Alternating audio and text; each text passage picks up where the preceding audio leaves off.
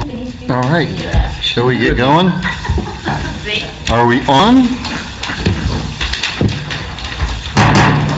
And a very good evening at 5 minutes after 7. I'd like to call the meeting to order, Bedminster Township Committee.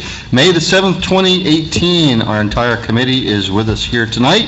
Can I get the Open Public Meetings Act statement? Yes, sir. Adequate notice of this meeting of the Township Committee was sent to the Courier News in Somerville and to the Burnsville News in Whippany. Also sent to all subscribers and posted here at the Municipal Building as of January 8th, 2018. I'll ask you all to join us in the Pledge of Allegiance. I pledge allegiance to the flag of the United States of America and to the republic for which it stands, one nation, under God, indivisible, with liberty and justice for all. We have two sets of meeting minutes to review and approve, both from the April 16th meeting night, the regular session, and the executive session. Does anybody have any comments or questions? Just have a quick comment about Susie, my wife, BOE president, should just be member.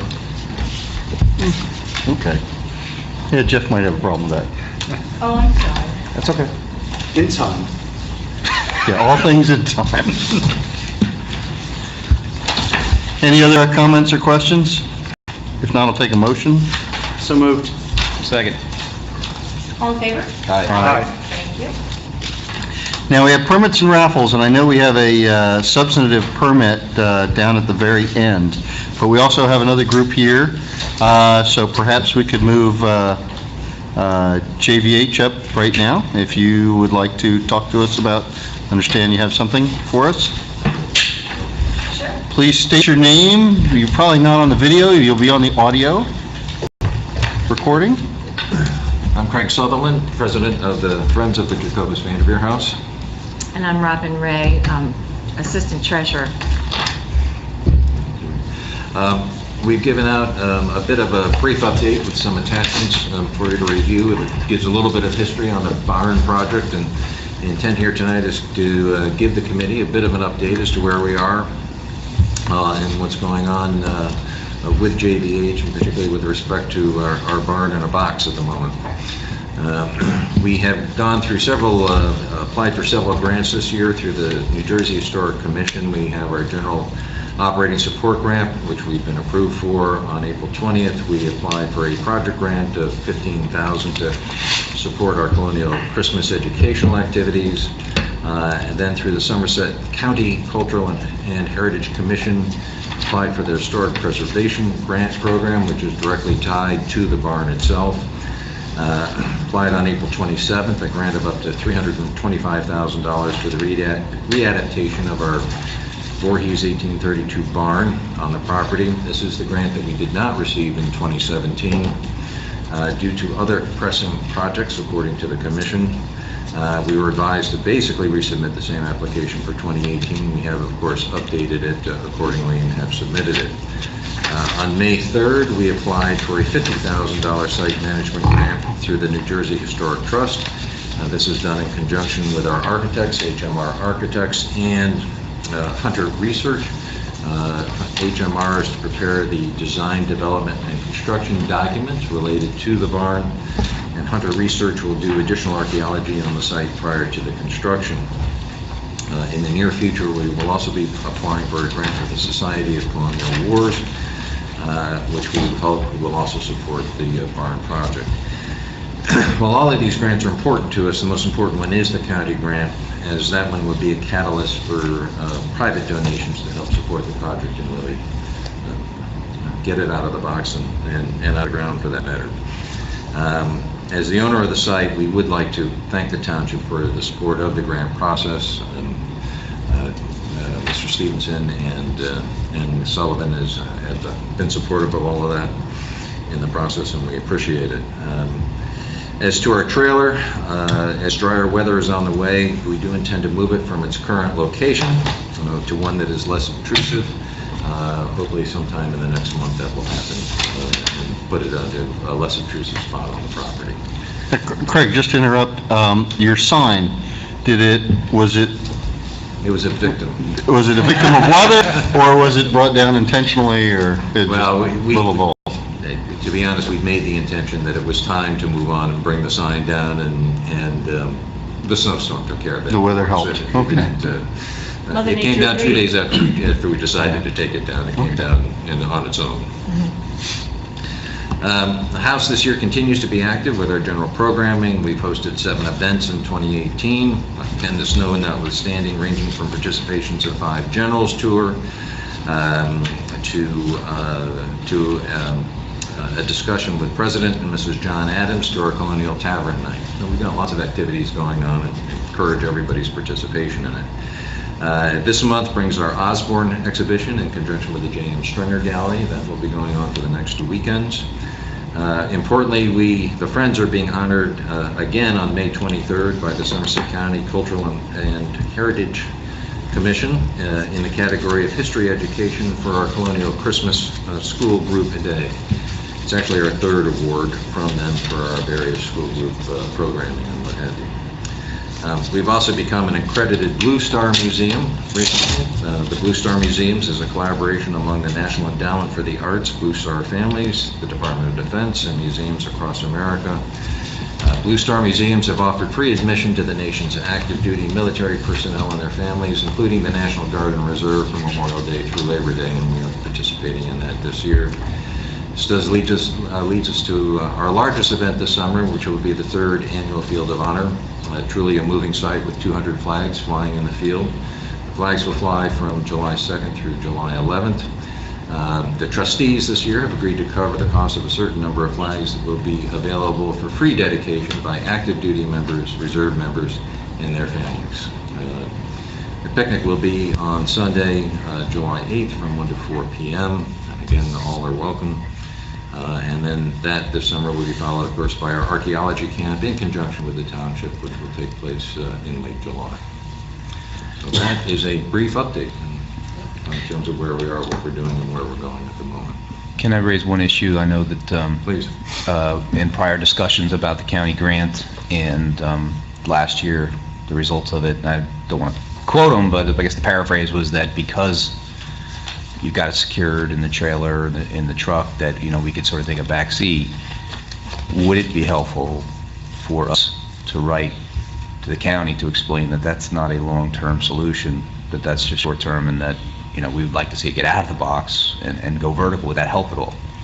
I think support of the Township Committee in terms of the process is important, so I think a letter to the Commission is appropriate. Mr. Stevens. Okay. We've just received the grant documents just as of last week, so Right. we're really hoping, usually they don't fund projects back to back, we've been told, back to back years for the same project, although now it's time to get ours out. And we do have at least 3 large donors. If we get the county grant, that they will step up. So it's crucial that we get this. Against that, if you could draft something up. Absolutely. And this, by the way, was just what I was circling back last week on with everybody about getting a signature on the application. That was for that grant. Yeah, I want to thank you, and we're going to have that a lot going forward as property owners. We just had another one for the New Jersey Historic Trust we needed your signature on. We're going to need another one in the fall for the Society of Colonial Wars Foundation. And we include our lease document with all of our applications so they know who the rightful owner of the property is. So, and we know we'll have to revisit that down the road. And speaking of that, right, so part of my update, if I can just speak out of turn real quick, while I've got Craig and Robin here, is that the lease is coming up in not too distant future. I think there's an appetite by the Friends to sort of revisit some of the provisions in there. So just be aware that that's a request that's coming, and that some of the mechanics and some of the economics of it when it was first entered into aren't really applicable right now. So that's why we're looking at a request to switch around some of the terms. On the maintenance items, I had indicated to the JVH board that when we're talking about repainting and restaining, doing some exterior work at the house, and I just sort of said, rather than come to us first, the first step should probably be to speak to John, get John involved, because my sense of it is that we would likely look to John to point us in the right direction as to what needs to get done. So assuming that you agree with that, that's sort of where I would suggest. Well, I think the town has long looked for perhaps a change in the lease terms too, so it's good. We should get everything out on the table. Yep. And we will collaborate accordingly, of course. Yeah, just loop John in on the painting and the exterior work that, that you feel like needs some attention. And just in your packets that I gave you was just a copy of the first grant that we got from the county in 2016 covered the schematic design of the barn and the actual barn frame condition. That was part of the original grant that we received for $94,000. So, we have a really good handle on this project right now, and we're essentially building a barn within a barn. Yeah, I was gonna So say, can you you all know that, because the historic timbers will not be able to support Anything. a roof. Right?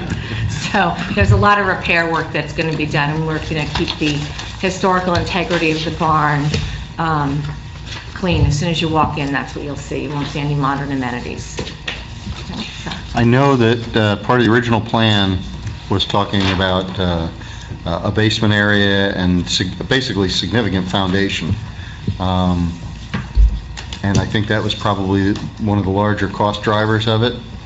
Is there a plan B or plan C that gets the structure going if you can't get the expensive part financed? No. Or I don't know if that's even possible. At the moment, Mayor. Okay. The reason being is that obviously without the basement, then we have no place to store the artifacts and exhibit the artifacts and things that have been part of the archaeological dig. They're going back into the late 1990s out of the cantonment. So the goal is to have those artifacts available for people for study, for exhibition, and things of that nature. Okay. Also, the mechanicals themselves, if we put the mechanicals inside the barn, then we lose the historical integrity, and then we lose our funding. And you've also got plans, right, to make this thing self-sustaining in the future. You want to be able to have Accessible. events there, so the basement's essential to having chairs and tables and all that other stuff there. So. Correct. It is. The goal is to make it user-friendly, for want of a better description, for events of all sorts, so that they can create a revenue stream to help the property become self-sustaining over the long term. Any questions? Any other questions? No, just one quick comment. It dawned on me that as you guys were actually, it seemed like you were accelerating the frequency of events, that you might see a drop off. But driving by, doesn't look like that's happening at all. It just seems like you're really maintaining a great degree of participation and attendance at the events, which is, I think, extremely encouraging. It bodes well for the activities you have planned. Yeah, we had some pretty robust participation in Colonial Christmas this year, particularly, which of course is our largest event. Our participation seems to be upholding quite well, fortunately, and of course our reach is expanding as we become better known over time. And that blue ribbon designation is no small deal. I mean, that's a big deal. Is it the only one in the county? We're the only one The only in Somerset County. In Somerset County. At the moment. It's a big deal. All right, thank you very much. Great. Thank you. Thank Thank you. you all. Thank you. Thank you, Craig. And Robin. Permits and raffles. I'm going to take the first four because number 5, letter E, has got a little more detail to it. So we'll start off, we have an on-premise merchandise license for Freedom House Incorporated. That is July the 12th, 2018, Fiddler's Elbow Country Club, 9 a.m. to 7 p.m. An off-premise merchandise license for Life Camp Inc. That's on August the 13th, 2018, Trump National Golf Club, 1 p.m. to 8 p.m. A social affair permit for the Children's Specialized Hospital Foundation on June the 26th, 2018, Trump National Golf Club on that's 7 a.m. to 4 p.m. And an off-premise merchandise raffle for JDRF. That is June the 11th, 2018, Fiddler's Elbow Country Club, 7 a.m. to 9 p.m. Any comments or questions? If not, I'll take a motion for all four. So moved. Second. All in favor? Aye. Thank you. Which brings us to letter E, which is a request for approval of a curb cut into Miller Lane, Jardiniere Fine Flowers, 84 Somerville Road. Is that you, gentlemen? Why don't you come up and you can sit down there in front of the mic. And please identify yourself for the audio recording. I'm Michael Pellegrino, owner of Jardiniere Fine Flowers. I'm Paul Fox, and I'm her associate's the engineer for the project. Terrific. Well, do you want to explain what the request is? Either one of you. Sure. Mr. Pellegrino is moving his business to the site of the former Bumblebee Daycare, which is right across the street from our building here. To orient you, this is where the municipal building parking lot is, the two entrances. This is the entrance from the dentist's office that fronts on Route 202. Route 202 is at the far end of the sheet. This is the existing building, which is not being expanded. We're simply going to be constructing a parking lot in the back lawn area. As part of that, we would like to have a entrance and exit onto Miller Lane so we can have one-way traffic coming in off of Route 202 and exit from the site onto Miller Lane for eventual recirculation back onto Route 202. In discussions with Mr. Ferraro, he agreed that the exit from Miller Lane has got a better sight distance than the present exit from the site, and that also having multiple entrance and exit from the site does improve EMS access during an event, either on the site or at the intersection of Miller Lane and Route 202. So we're simply asking for permission to use Miller Lane for access to and from the site.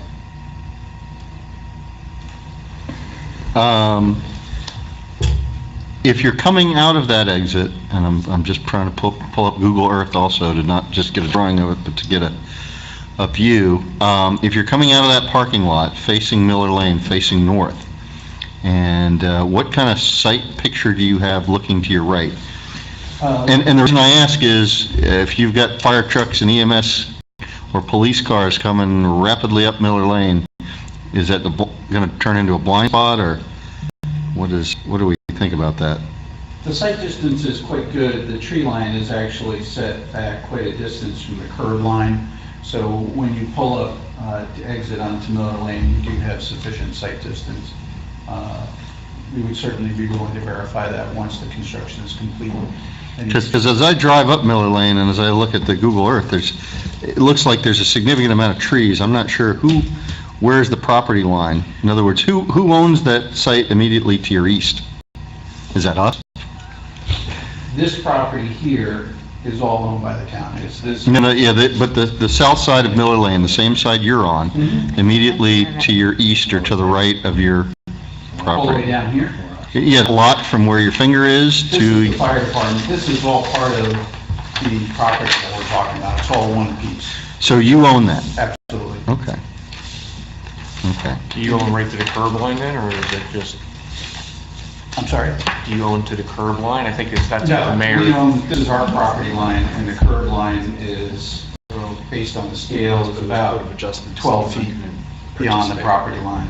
The trees that you see at the entrance are on our property, and those would be cleared in order to... Yeah, that's a big concern because we've got police and fire that may be coming out of there pretty rapidly, and I would hate somebody to get literally blindsided because they can't see to the right. Okay. The only other concern, Mayor, is that maple tree that's on the property right on the corner of Miller Lane and 202. Mm-hmm. That's right before the driveway. That's all the way out on 202. That is a concern that you can't see around that tree. That could also, I know people don't like to cut trees down, but if we remove that tree, it'll improve the sight distance to the left. Well, I would probably agree with you that sight lines could be better, but my concern is if he doesn't have to do that as part of this. I mean, he's asking for a cutout in the back and... Right, we're actually not going to have any exiting traffic where that tree would be a No, problem anymore. but coming out of Miller Lane, if you're going to increase traffic on Miller Lane for your patrons, The tree down here you're talking about? it's almost to Miller Lane. So between the driveway and Miller Lane itself. Certainly, we don't have any problem with that. I'm just saying that Yeah, all right. there's a potential, something to look at down the road. Yeah. No, I completely get that. That's good input, John. And just also keep in mind, in Miller Lane, the entire length is it's a fire zone. You're right. So there should be no parking on Miller Lane at all. All your customers and deliveries, everything will go on the south side there, on the property? That's right. Okay.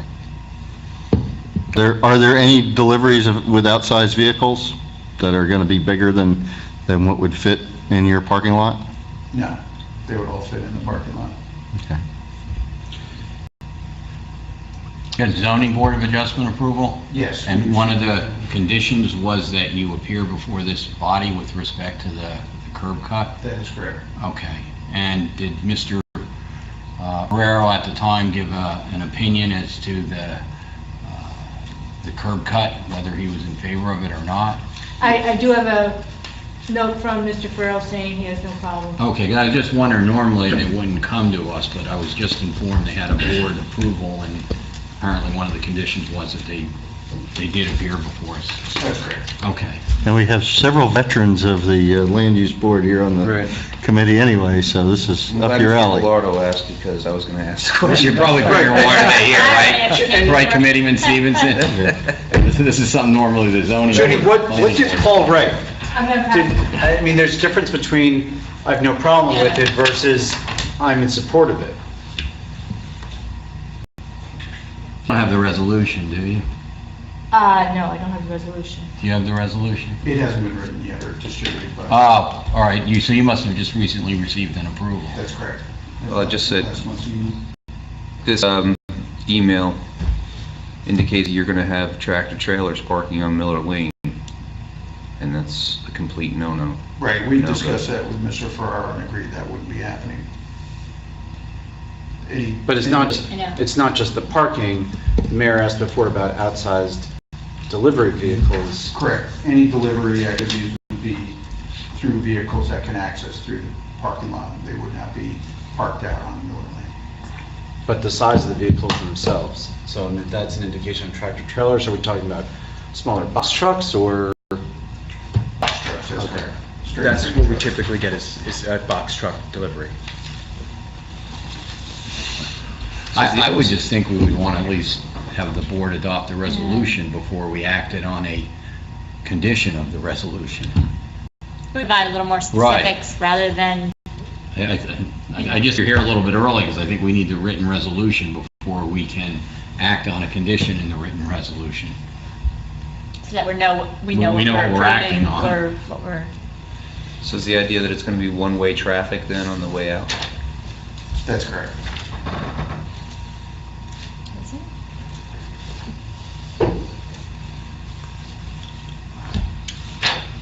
What's your timing for starting the work at the property? The board approved the applicant undertaking construction before the resolution was approved at their next hearing. Did the board make any indication if you do not get an egress onto Miller Lane? I don't recall.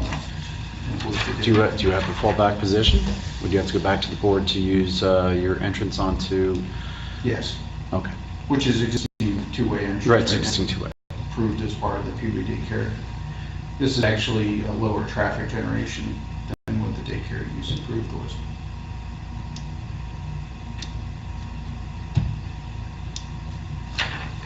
Well, I think the advice of counsel. yeah. Which Once should- Mr. when is- Velardo is, When is the No, I just think, they're looking for us to act on a condition of a resolution that hasn't been adopted by the board yet, so that's somewhat difficult to do.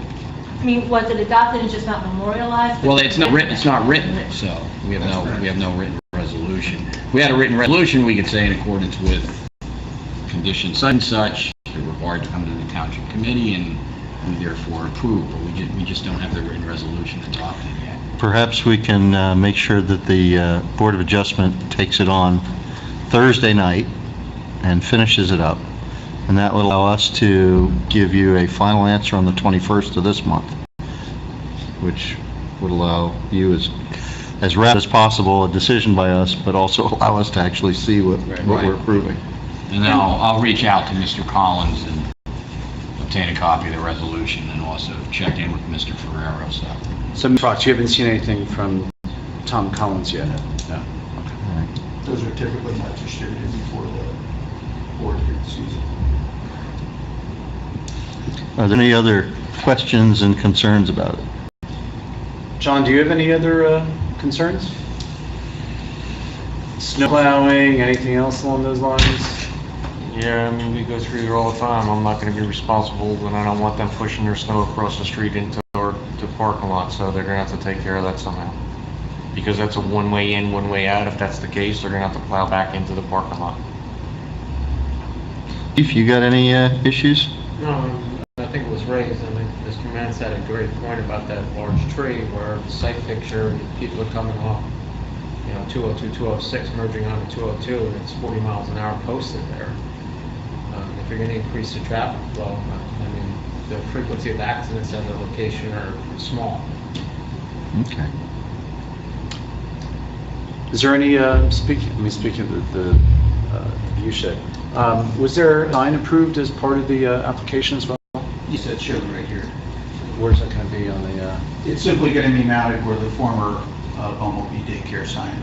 Okay. There's actually 2 signposts still there. It'll just be swapped out. similar size? Exactly. Well, I tend to think you've got a relatively favorable view. I can't give you the votes until the votes are taken, but I think you've got a committee that's interested in you succeeding, but I think we need to see the actual resolution, so I hope waiting to the 21st is adequate. It is what it is. I get it. All right. Very good. All When are you right. going to be open for business? We, Sounds like 2 weeks later than they planned.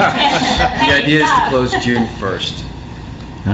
And then I would say by September 1, we should be up and running. Closing, so you're purchasing? Yes, Congratulations. yes, Yeah. thank you. Well, good. Welcome to, an improvement in your host municipality. Yes, thank you. Yeah, so June 1 is the idea. Great. All right. Well, we will make this the beginning of our meeting on the 21st. Great, very good. Thank you. Thank you. Thanks.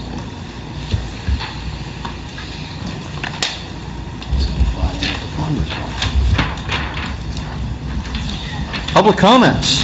We have twice at every meeting, we open that microphone up to members of the public who wish to make comments, if there's anyone. We'll go to our monthly subcommittee chair reports. We'll start with Mr. Stevenson. Thank you, Mayor. Good evening, everybody. JVH, you heard from Craig and Robin, and I'm not going to repeat that. That was a good update. The DPW, an issue came up.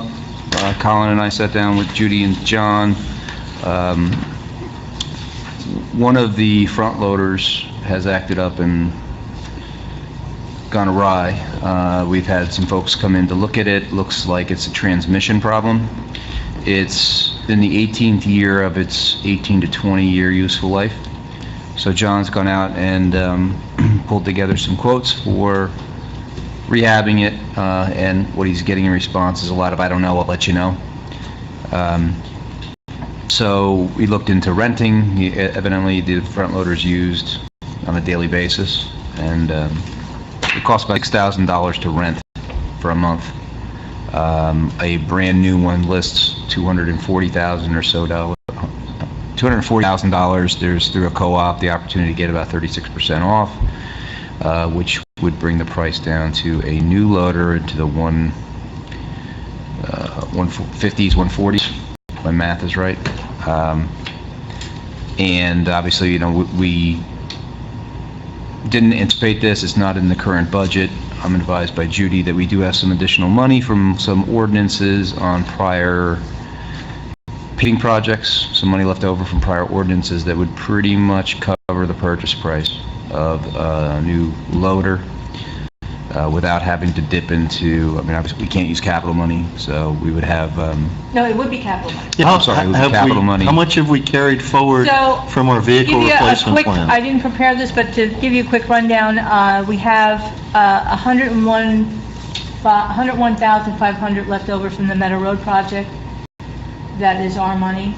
The grant that we received from Meadow Road fully covered the project. So all the money that we were going to appropriate out of our budget, we will be canceling. We have 19,800 left over in the engineering portion of that project, which is again our money. We would cancel it. And we have approximately 20,900 left over in the Robertson Drive project. That is our money. And in addition, Colin and I were talking about, there's some apportionment, I don't know what the number is, but there's a number that could, if needed, be attributed to open space, the loaders use for all sorts of projects. So the point is that, I mean, this is a piece of machinery that has to be available to John. It's used every day. And so the question we have for the committee is, do we go down the road of trying to put a Band-Aid on this thing and get the trans fixed, and then you're susceptible to all the other potential problems coming down the line as it's approaching the end of its useful life? Or do we reallocate the funds that we have at our availability to acquire a new one? And then, of course, it leaves the question with the existing one, do we repair it and keep it as a backup? Do we repair it and try to sell it? Do we repair it and try to do a like-kind contribution with the neighboring town? But these are the issues that we need to grapple with. But in the short term, I think we need, even if we decided to go the repair route, which I'm not so sure I'm in favor of, it would be 4 to 6 weeks anyway. So we're going to need to get something in the short term by way of rental so John can do what he does. What is, well, I was asking before, what is our balance right now in our vehicle fund? You know, we put a certain amount aside into. So currently, right now, we have about $43,000 left in 2017 funding that I have in my, But you only have this much for this year. Because we're putting that much in here. Anyway, yeah, we have 43,000 left from last year. yeah, I know why that is. So, there's not a lot. Okay. What was, short of this happening, what was your next piece of equipment? What were we saving and working So towards? the discussion was to replace the current paver that I have, which is 20-plus years old. Mhm. And we kind of went through that during the budget cycle, Mhm. and it's about $114,000, so we've kind of got that figured. That was not on my radar, to have something wrong with that. Mhm. I thought it was going to last another bunch of years. What, the bucket loader or the front loader? Front end loader, Yeah. yeah, so that would have lasted probably another 5, 6 years. Hmm. Now with this coming up, I don't like to waste money at all. And this is a very hard decision for me to make at this point in time, whether or not we should fix it, get through it, or use the co-op pricing that we currently have in place, and it's a pretty good discount on the list price that we got at this point. So it's a very difficult decision. So the funding, Judy says we have enough to do that, whether or not we have enough to do that, and I think Colin and Doug were supportive of trying to purchase both the loader and the paver, as long as we have the funding that we have in place to do that. We had discussed funding a portion of the new paver from open space as well during budget discussion of about $28,750, which was, I think, like a 15% amount. So assuming we'd still be allowed to do that, we would have enough to do both. So there are other items in the capital improvement plan that I kind of control, and pavement management plan is part of that. I mean, we could kind of offset, it's just a number in a plan. We can move that number for the purchase at this point in time. So just a little follow-up on the repair, the transmission, which they're talking about, remanufactured transmission is about $20,000 to $25,000 plus the labor. But they, for me to get it down there at this point in time, it's about 2 weeks to get it into the queue for them to take a look at. Then I'd have to have a diagnostic quotation of what that is. Once we figure that out, and once they take the thing out, we don't know what's going to happen. It's just like anything else. The doctor doesn't know what's the matter with it until they get in there and figure it. If you get something from the co-op, how long is that lead time? If you get a new one? There's actually the quote that he had just given me off of the co-op, there's one that's already made. One sitting on the lot, ready to go. Well, there's a bunch sitting on the lot, but there's one waiting for a truck at this point in time, so. John, the resale of the existing piece, well, we think that's worth about 10 or 15,000? 10 to 15 is what he told me, because it's only for them to take it off of my hands, they're gonna sell it as a parts vehicle for some contractor someplace. So, I So mean, it's one of those toss-ups. It's not an easy decision. It's not a cut and dry decision at this point. Well, I remember talking about the paver. What is, over the next 2 or 3 years, what's your next piece? that So you want? next thing's gonna be probably a truck, and a new truck on a state contract right now is 135. So that's a couple years worth of vehicle Yeah. uh, So, I mean. replacement. The other option is doing what we've done in the past, is put a bunch of things together and go out and get a band. And I don't know if anybody's willing to do that. I don't know if we have to do that at this point in time. We've been very frugal with our money. what are the things that you're using the front loader for? The front loader is used every day, whether it's filling a dumpster, moving material, loading material in the yard. It goes out, does some road work, but it's mainly a yard machine. So during snowstorms, it's loading snow, pushing snow, everything else. Salt, It just, stone. right. So it's, with all the gravel roads we have, it's Yeah, you gotta have that. stockpile, it's moving stockpiles, it's used every day. And unfortunately, with it being down for a week, it's starting to show its ugly face right now that I don't have that available to me. So we're doing a project right now where I need to have a loader filling up trucks so that the other machine can go and spread it out. I have to go and borrow one right now from PPAC because it's readily available when I'm doing this project, so. And John, the co-op pricing, that's available this year. Correct. We have to think about also, you're at the end of the useful service life of this vehicle as it is. If you repair it, there's got to be a supposition that within the next couple of years, it's going to have something else wrong with it, but is the co-op pricing then available for you to take advantage of? We don't know that. The pricing that is in the Middlesex co-op that we belong to right now, which is where this number's coming from, has been extended for 3 years. So this was another extension to the co-op pricing. I don't know how long that's going to last. Sometimes those co-ops, they extend, but you never know. So we're on it was just extended for another year, so we have probably a year Okay, before, it's either extended again, and we don't know that. gotcha. But you're realistically $10,000 to $15,000 in to just figuring out what the problem is. You got $6,000 to rent one in the interim, and then another 6 to 8 for them to figure out what's Right. wrong with it. Right, so the shop, even with the labor rates, the shop rates that they have, they're at about 168 at the shop there now, but with the co-op, we even get that off, so it's about 145 on that. So, I mean, we're working the system as much as we can for what we have. And again, it's nothing that I want to be talking to you about tonight, but I mean, I don't know, I feel like putting 15,000 into something that's worth 15,000, only to figure Right. out that something's worse than the trans, Dad used to say it's putting good money after bad. You're Well, probably and approaching that point. At some point, even if we're at the early end of the useful life, I gotta believe you had to be planning sometime in the next 5 to 10 years for this thing to be replaced anyway.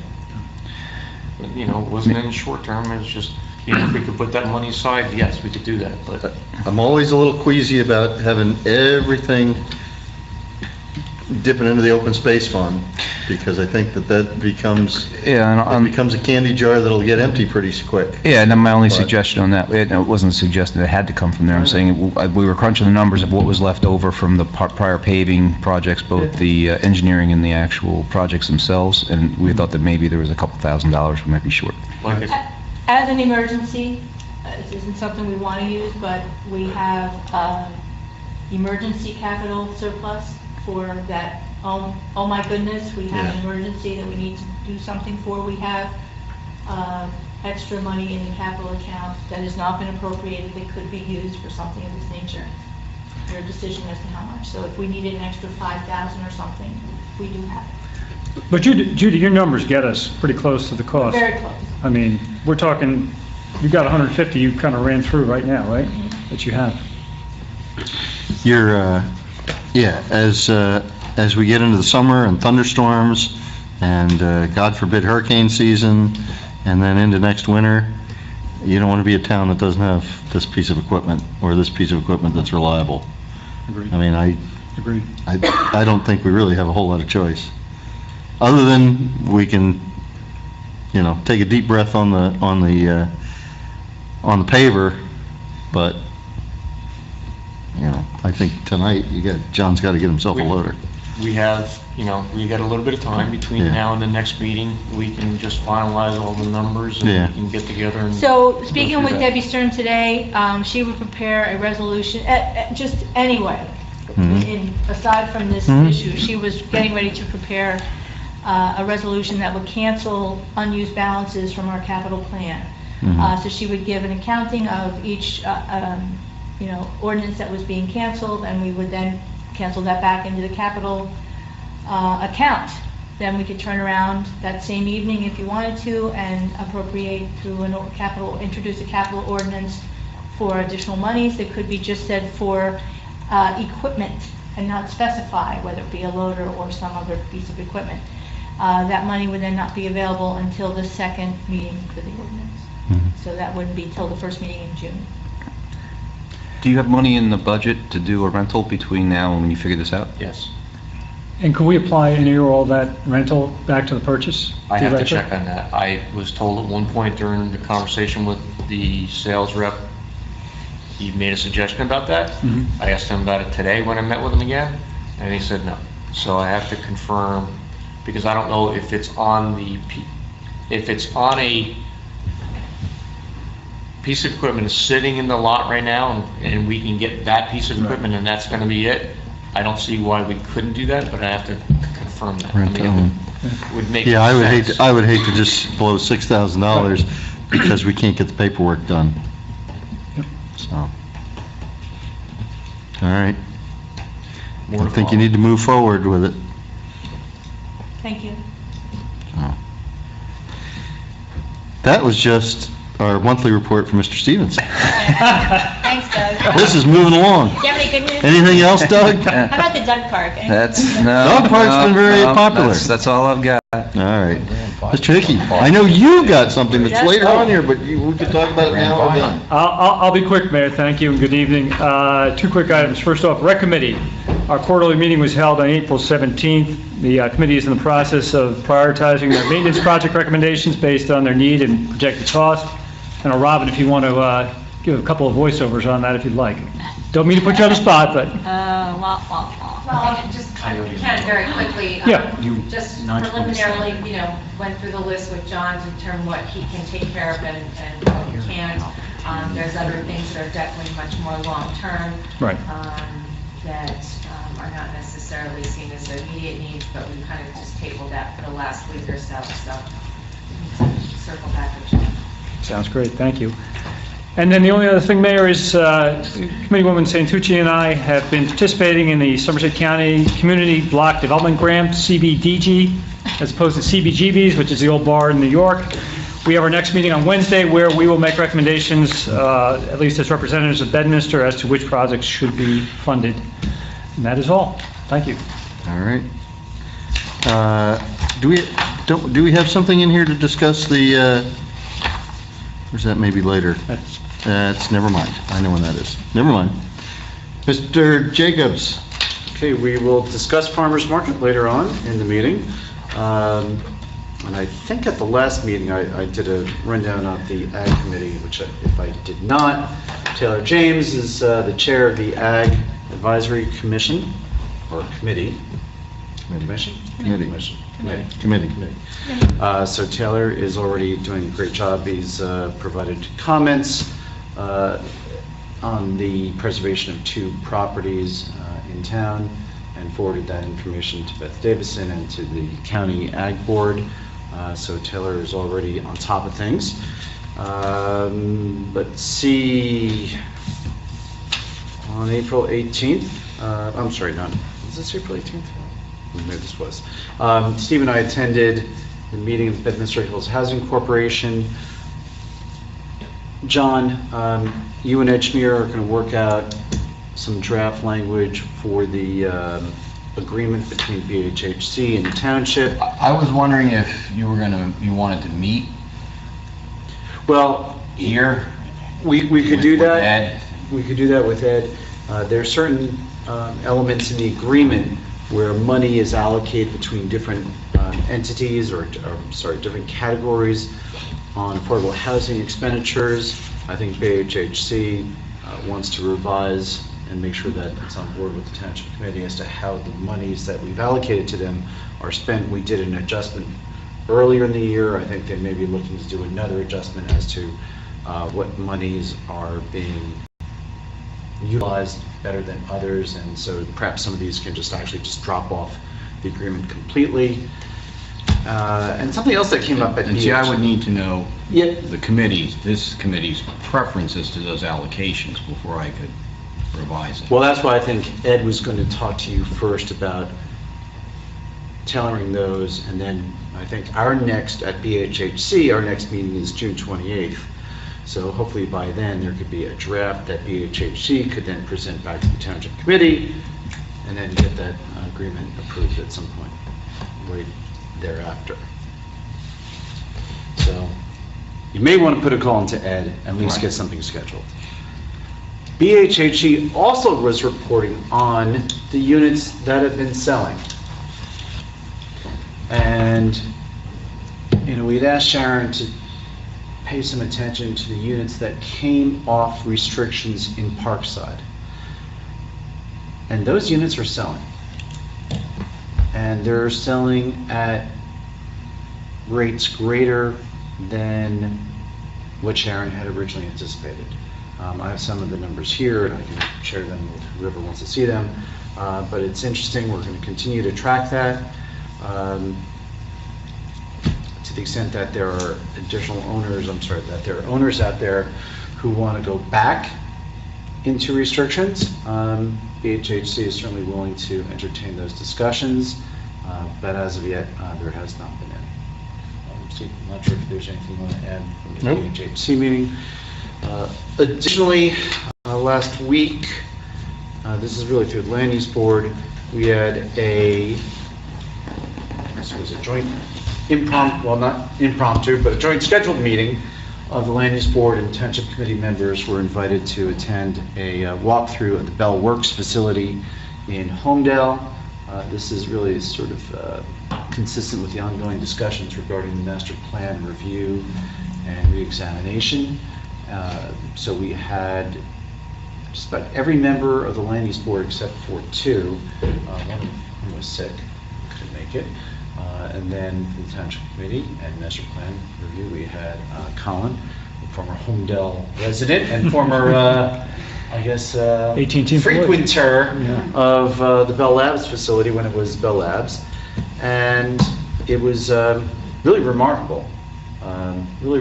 Judy was there, and Trina was there, to see how a single user corporate campus has been converted to multi-tenant, multi-use, and done in a manner that is market-driven. And it is very interesting to hear the conversations from Ralph Zucker, who's the president of Somerset Development, and Tom Miknowitz from Somerset Development, who is very familiar with Bedminster since he used to work at Advance. And, perhaps more interesting than the conversations that they were telling us about the history of how they got things worked out, how they worked things out with Homedale, was the discussions among the Land Use Board members and all the other Bedminster participants afterwards.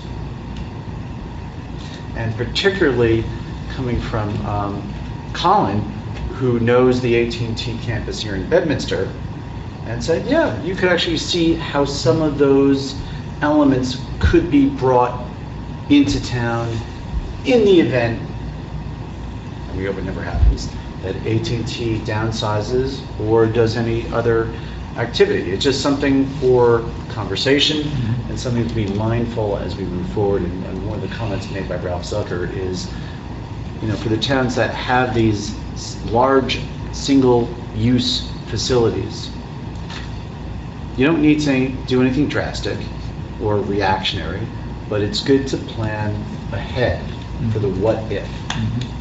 And I think that was a good takeaway, and we'll see how the land use board, what the sentiment is this Thursday. And as former Mayor Holtaway said when he presented your plan to the land use board last month, hope is not a plan. Hoping that things won't change is not a plan. You have to have a plan. So, no, that sounds good. Ms. Santucci? Thank you, Mayor. I just have a couple of items. Committeeman Hickey and I met with one of our Bedminster farmers over at the pony farm. I told him we would just kind of talk about it in vague terms right this second because we're kind of brainstorming.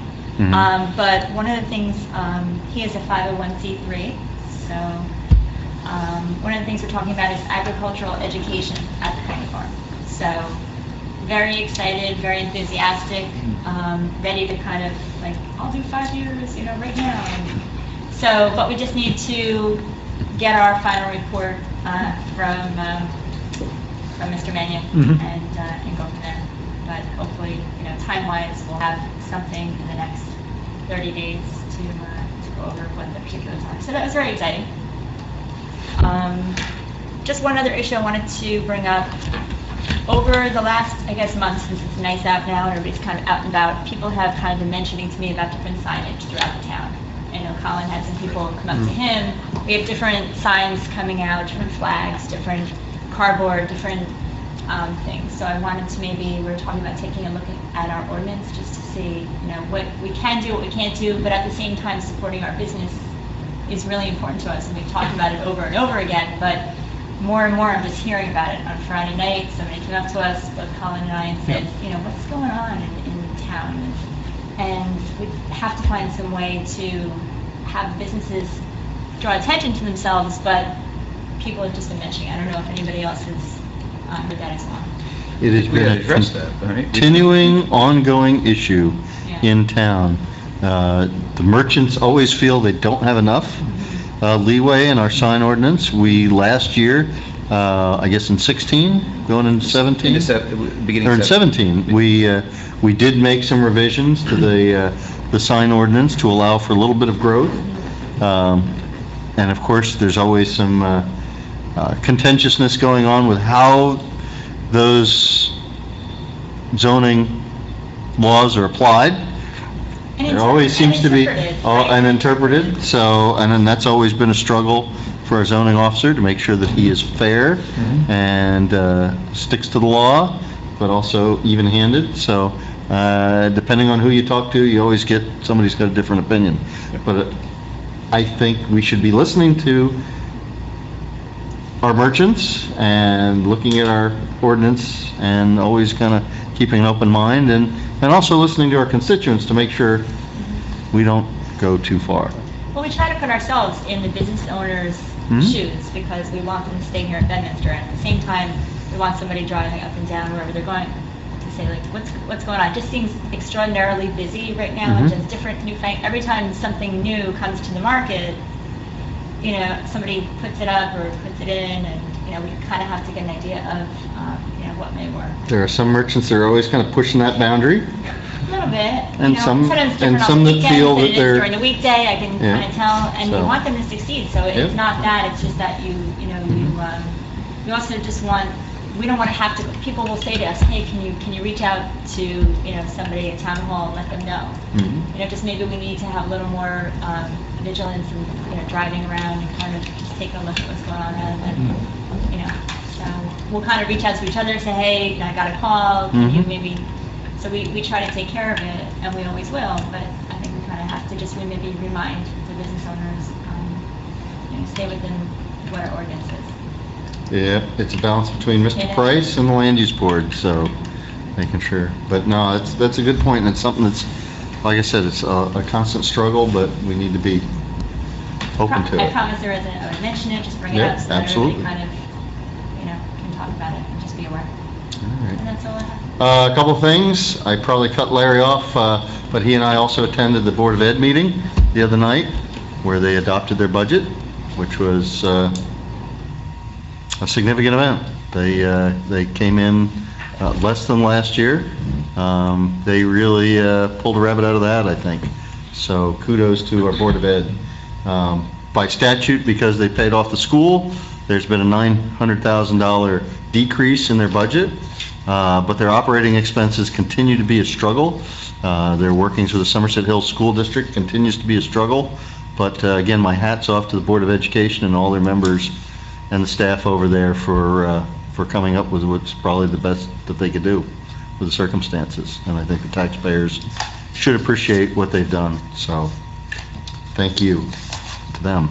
And the other thing I did want to mention, I don't think it's made our papers yet, but I'll simply mention it anyway. Not this past Saturday, but the previous Saturday. Spent a lot of time driving up and down 206 with my kids doing things, and I won't get into the specifics, but there was a tragedy occurred on Route 206 to one of our residential properties, and I just want to thank again our police department and our fire and rescue squad for their response to that. It was tough on the family and tough on the people that knew who were involved, but again, I appreciate what our first responders did. And with that, administrator's report. Wait, just one more thing. At the Board of Ed meeting, other than the budget, Susie Stevenson, in front of the Board of Ed, just as she came to here, for John Mance and his valiant efforts to save the bus getting into getting into Broadway. And so, John, just to let you know that it just wasn't in front of the Township Committee, she also did it at Board of Ed. Yes, thank you, John, for helping me in my life. On my way. Made for a little peace at your house? Always. All right. A lot of work went into that trip, and then when you don't have the wheels to get you there, there was a little bit of stress, so it was very much appreciated. I don't know what happened with that bus, I really don't. We couldn't get the thing to turn over at all. It had a second set of batteries underneath that you couldn't get to. So I was told. But it went off without a huge... I'm sure in years past we had better bus support. Right, Judy? Maybe. Maybe. No, I don't want to throw any rocks. That charter bus has seen better. Oh, it's a charter bus, never mind. Yeah. See, John, if you had that front loader, that would have been another option. You could have pushed it to start it, right? Roll start. All right, Judy, you're on. Okay, I have a bunch of invitations. First of all, what you may or may not know, last week, May 2nd, our website was down for about 36 hours. Oh, our phones lit up, but we didn't have a website. We worked through it. It wasn't anything here in Bedminster. It was from our host. There were issues. I got an explanation in numerous emails from our sales rep, from their help desk, from their sales team, and from the president of the company, explaining to me what happened. I only understood this much of it. I sent it to Mr. Hickey and asked him to translate it into English. They have invited us to participate in a 30-minute conference call this Friday at 1 p.m. I hope you can participate. I'll be on there. Because I don't know what questions to ask. No problem. But they want to win our trust back and assure us that what happened will not happen again due to measures they have now put in place. So hopefully that will be a good thing. I have an invitation from Weber Gallagher. They're having an open house tomorrow, 4 p.m., 1 Crossroads Drive, Suite 102A. The Somerset County Business Partnership is also helping with this kickoff of this new business in town, and they called me today to see who might be coming from the Township Committee. I told them I'd let them know in the morning. So, any takers? Let me know. But I need to RSVP first thing tomorrow. Also, Somerset County Planning Board is having their Planning Partners Forum Wednesday, May 23rd at 7:30 a.m. in the morning. Their topics will include wastewater management, our bicycle, pedestrian facilities and trails plan, and the 2020 census. I will be on vacation, but I've asked Robin Ray to attend due to the bike and pedestrian trails information to be shared. And I've asked Trina Lindsay, who's going to be taking on the deputy clerk position due to the 2020 census, which is a responsibility of the clerk to also attend. I don't know if any members of the township committee might be going, but those two staff members will be going to represent Bedminster. And lastly, the cancer support community, they're on 3 Crossroads Drive, right on the corner with Burn Mills Road, are having kickoff of their Hope Community Day and their clothing drive for the clothing donation box that we approved last year with a special permit. It's June 2nd, which is the day of the farmer's market, from 9 to 12. They're hoping someone could come and just say hi. So, Isn't that also their butterfly release day that they do? That's their Project Hope. I have not RSVP'd to that. I know I've been there in past years. So you have copies of all the invitations in your book. Okay. If you'd like us to RSVP on your behalf, let me know. But the Weber Gallagher, I need to know the first thing in the morning. All right. And that's all I have. Very good. Discussion on introduced ordinances. We don't have any. We do have one ordinance to introduce tonight, and that would be ordinance 2018-005, ordinance authorizing the appropriation of $32,000 for various police equipment for the police department. This ordinance authorizes appropriation of $32,000 for various police equipment in the police department in Bedminster Township. The public hearing for this ordinance is scheduled for May 21st, 2018, 7 p.m. in these chambers. Any comments or questions? I thought the chief might give you a quick... Do you want to tell us what the various is? A lot of variations. Basically, it's car equipment. You know, as the cars, we outfit them every year, and we swap the old equipment onto the new ones, and everything has a lifespan. So that involves that. Safety equipment for the officer. Plan on getting ballistic helmets in every car, which will be adjustable, as well as field force helmets that are more officer specific. Also, looking forward to 2020 is a big year for bulletproof vests. Obviously, there's grants out there, and we apply for them. We don't know how much money to expect, so a portion of that is going to be set aside for my big vest year, which is coming up in 2020. And lastly, a new mobile data computer for one of the vehicles. All right. If there's no other comments or questions, can I get a motion to introduce? I'll move to introduce. Second. All in favor? Aye. Thank you. Very good. Public hearing on ordinances, we do not have any. We do have 4 items on the consent agenda. Any comments or questions? If not, I'll take a motion for the consent agenda. So moved? Second. This is roll call vote. Mr. Stevenson? Aye. Mr. Mickey? Aye. Mr. Jacobs? Aye. Ms. Santucci? Aye. Mayor Parker? Aye. Thank you. We have no resolutions. The bill list. Can I get a motion to approve the bill list pending the approval of individual invoices? So, second. Again, roll call vote. Mr. Stevenson? Aye. Mr. Hickey? Aye. Mr. Jacobs? Aye. Ms. Santucci? Aye. Mayor Parker? Aye. Thank you. Discussion items. Are there any discussion items that are not listed on new business or old business? Then we'll move to new business. Well, we just did JVH. That was at the beginning of the meeting. Unless there's anything else that's new business, we will go to old business. Let me first ask Doug, anything on short-term rentals? Any news? Okay. No. And it's not... Court case. What's that? There's a court case upcoming. Oh, yeah? Yes, Mr. Price has issued summons against... The one that we heard about. The new prosecutor will be presenting that to Judge House. Okay. Stay tuned. We'll stay tuned for that. Anything new on 130 Hillside? That's executive session. Oh, never mind, we'll get to that later. Never mind, that's why it's not on here. Mr. Jacobs, Farmers Market. Farmers Market.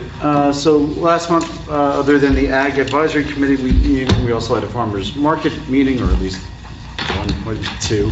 And at this point, we're down to the vendor list, so we're about 14, 15, and if Robin and Renee want to provide a little color in a little bit, absolutely. And we start talking about moving forward on marketing, signage, doing banners, Facebook, website, and I think we've got a pretty good aggressive plan. I think we are well served by having Robin Ray as rec director and really taking the lead on the marketing program.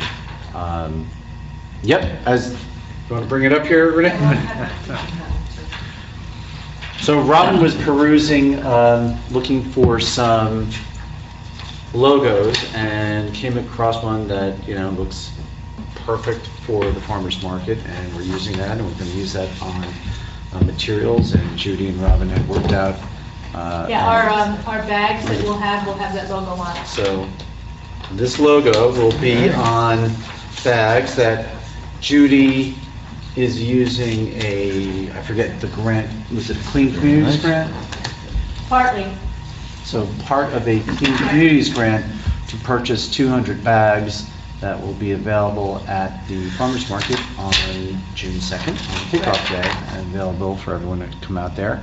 I will just say that just going around town, there's a whole lot of people that are really excited about the farmer's market. We It's have great the to- flyers on the counter, and I would say probably all day long, people are, oh my goodness, and there's just, the flyers are going, so.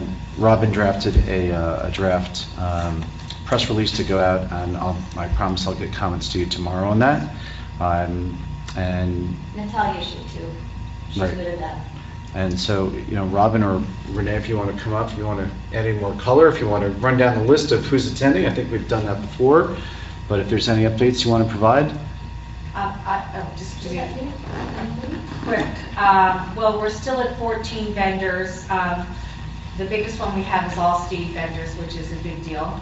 And then we have some other fruit and vegetable vendors, but we have a mushroom farmer here in Bedminster, which is quite interesting. We have River Ridge Farm, which is in P-PAC with natural grass-fed beef and pork and chicken.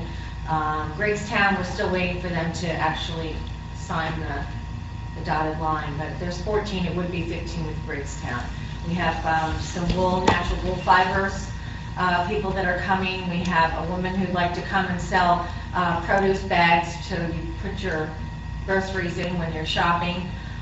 So everything is, reused, repurposed, environmentally friendly. And it's going well. We're going to do 3 banners over the roadway, one where we did the Fall Fest one last year. We've ruled out Buckham Village. There just are not poles that are crossing one another. They have transformers, so that's out. Another option, I've been working with JCP&L on another option later this afternoon. Permits went to the state. Our sign permits went to the zoning officer. And we're going to do sandwich boards. We've purchased 8 plastic sandwich board signs, which we'll be putting around, as well as some step stake signs. So I think we've got things pretty well covered. Flyers will go through the schools, Willow, Farm Hills Country Day, Bedminster, Somerset Hills School District, and You got the pickle guy confirmed, Robin? Yes, Doug. That's all. Will that help you with You your got whole your life? pickle guy. Just You want to make got sure your that's pickle confirmed. guy. All right, Delicious is in. done. That was a big coup. We All put right, that out there, and Robin responded, and we lined up Picklicious. That was awesome. all right. And once again, I just want to thank Renee, and I want to thank Robin, because, Robin's really moved the ball forward, and Judy as well. And, it's going to be a great event. It's going to be great for the town.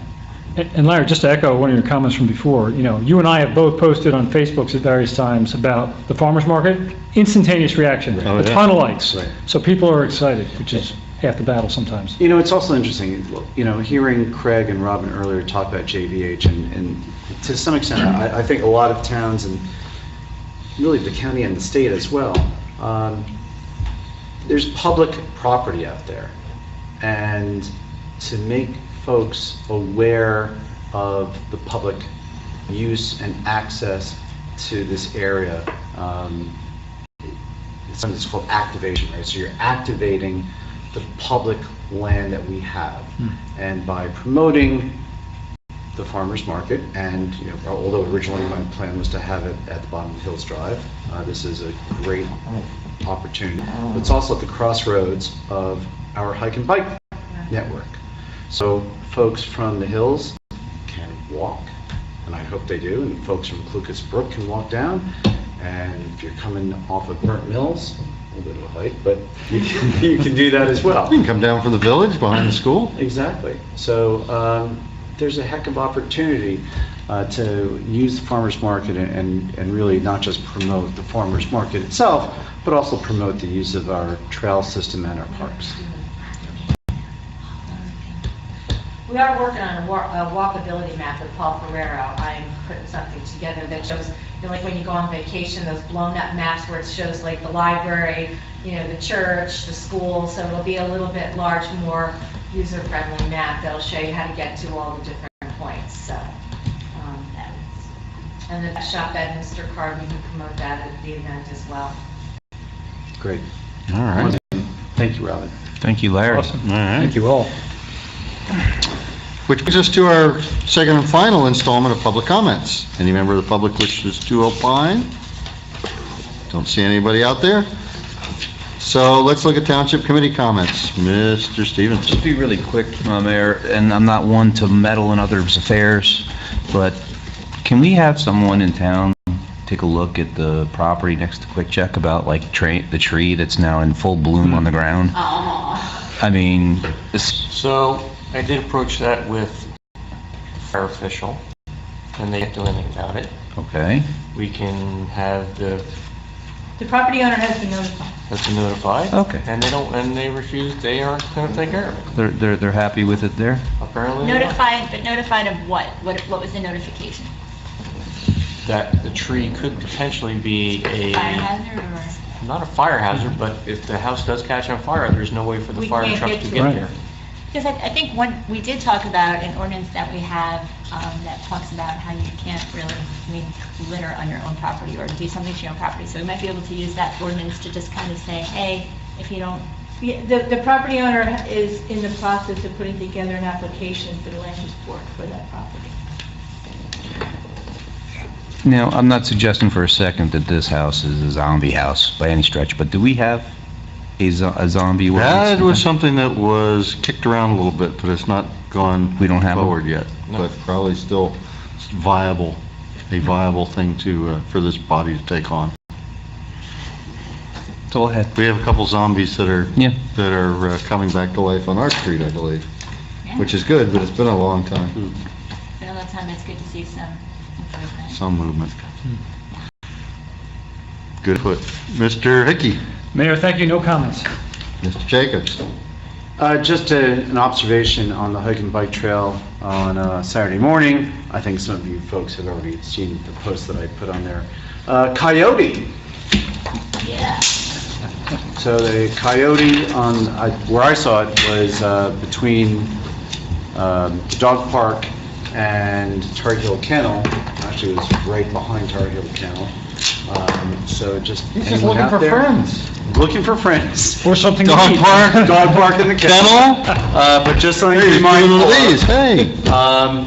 Other than the farmer's market, that also posting got a lot of instant reaction from folks. So anyone who's out there on the hike and bike trail, just keep your eyes open and avoid coyotes if you can. Ms. Santucci? We have an executive session. I don't believe there's anything that would be voted on coming out of executive session. So if I can get a motion to go into executive session. So moved. All in favor? Aye. We'll see you in the back. Do you have some bills for me? Oh, there's a big pile of bills. Somebody got your, Yeah, I got mine. You should have the most. We can do that. Thank God we didn't talk about it. Yep, I just yep, asked yep. Millardo. Yeah, so That was it's, great. He was like, "Oh, that's what I'm gonna say." That's fine.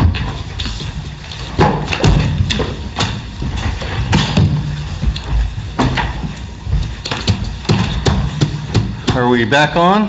Yes, sir. It's 9:01 and we're out of executive session. With no further comments, I'll take a motion to adjourn. So moved. Second. All in favor? Aye. Good night. Good gavel, man. There you go. Good authority. Get out of here. Thank you, Tom. All right.